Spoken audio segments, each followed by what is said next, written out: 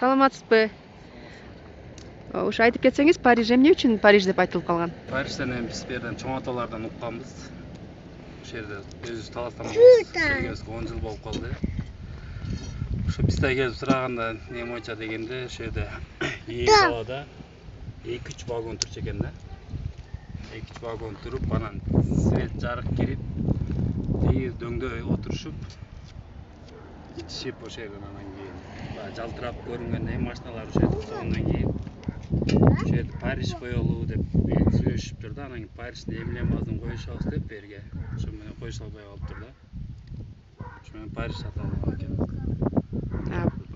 Биякта эмне бар, эмне жок? Бу жерде Байтур деген лечение база бар биякта.